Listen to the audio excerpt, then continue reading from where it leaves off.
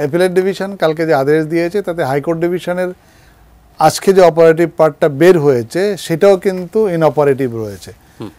Status quo দেওয়ার পরেও appellate division বলে দিয়েছে যে in the meantime judgement of the high court division shall remain inoperative, অকার্যকর থাকবে।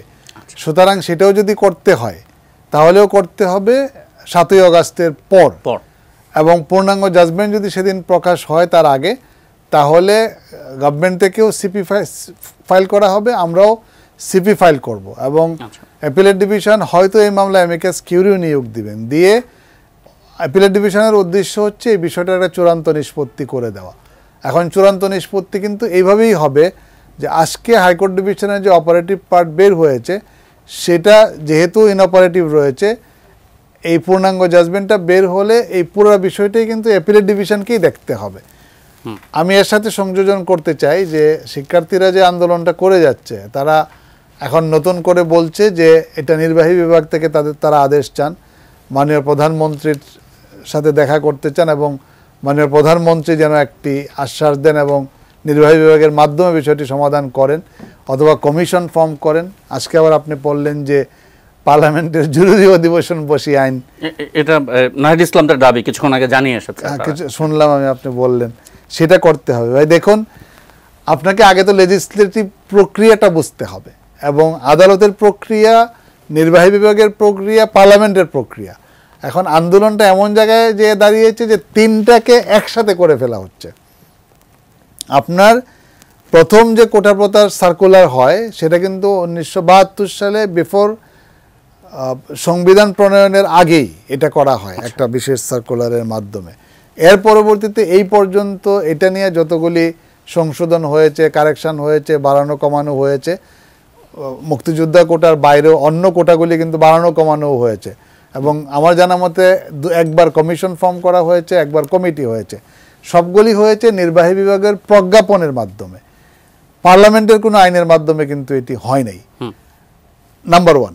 এখন নির্বাহী বিভাগকে হাইকোর্ট ডিভিশন যে কথা বলেছে, সেই নির্বাহী বিভাগ যদি এখানে কম বেশি করে অথবা একটা পূর্ণাঙ্গ ব্যবস্থাও করে, সেই ক্ষেত্রেও কিন্তু আপিল বিভাগের পারমিশন নিয়ে আপিল বিভাগ যে সিদ্ধান্ত দিবে 7 তারিখে, সেই সিদ্ধান্তের পর করে আপিল বিভাগ এই রায়কে মডিফাই করতে পারে, এই রায় বহাল রাখতে পারে। আপিল বিভাগ বলতে পারে আমরা শুনবো না, এটার দরকার নেই, এই তো বহাল রেখে বলতে পারে যে যেহেতু নির্বাহী বিভাগের ক্ষমতা এখানে খর্ব করা হয় নাই, সুতরাং নির্বাহী বিভাগকে, এবং নির্দেশনও দিতে পারে আপিল বিভাগ যে নির্বাহী বিভাগ হাইকোর্ট ডিভিশন যেভাবে দিয়েছে আরও শক্ত করেও দিতে পারে যে নির্বাহী বিভাগ চূড়ান্তভাবে বিষয়টি নিষ্পত্তি করবে। তখন তারা নির্বাহী বিভাগের যে আবেদন এখন করছে সেটাও কিন্তু 7 তারিখের পরে করতে হবে, অথবা তার আগেও যদি এটাকে মেনশন করে আনা হয় যে রায় যদি প্রকাশিত হয় তার আগে, তখনও কিন্তু আপিল বিভাগের সম্মতি নিয়ে এখন বা আপিল বিভাগের সিদ্ধান্ত নিয়েই কিন্তু এই কাজটা করতে হবে যদি নির্বাহী বিভাগের মাধ্যমে হয়। আর পার্লামেন্টের কথা যেটা বলা হচ্ছে জরুরি অধিবেশন করে, এটা তো অ্যাবসার্ড, এটা কোনো লজিক বা কোনো আইনের মধ্যে আসে না। এই জন্য আসে না যে সংশোধন করতে হলে তো আপনার সামনে একটা অ্যাক্ট লাগবে, একটা আইন লাগবে, সেই আইনটা তো পার্লামেন্টের আইন লাগবে, কারণ পার্লামেন্টের আইন ছাড়া আর কোনো আইন পার্লামেন্টের সংশোধন করার সুযোগ নাই। কালকে শুনেছি পার্লামেন্ট নতুন করে আইন করুক। পার্লামেন্ট যদি নতুন করে আইন করতে হয় তাহলে এই বিষয়ে তো পার্লামেন্টের আইনের দরকার নাই, কারণ এটা নির্বাহী বিভাগের প্রজ্ঞাপনের মাধ্যমে হয়ে আসছে।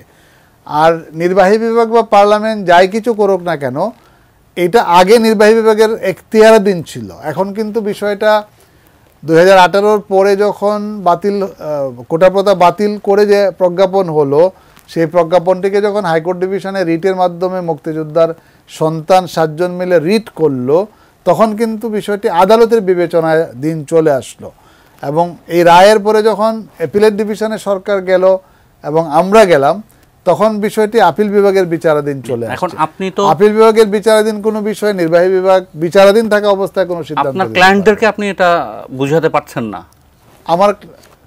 আমি তাদেরকে কিন্তু বারবার বলছি বোঝার জন্য বিষয়টি যে আন্দোলনের এখন কোনো যৌক্তিকতা নেই। প্রথম কথা হচ্ছে এইটা, বরঞ্চ এখন যে আন্দোলনটা করা হচ্ছে সেটা নিয়ে এখন আমরাও সন্দেহ করছি, জনগণও সন্দেহ করছে যে কারণে আন্দোলন করা হচ্ছিল, যে 18 সালের যে প্রজ্ঞাপন, সেই প্রজ্ঞাপনটাকে পুনর্বহাল করা হয়েছে না, সেই প্রজ্ঞাপনটাকে বাতিল করা হয়েছে, আর অ্যাপিলেট ডিভিশনের রায়ের ফলে সেই প্রজ্ঞাপনটাকে পুনর্বহাল করা হয়েছে বা পুনর্বহাল আছে এই মুহূর্তে।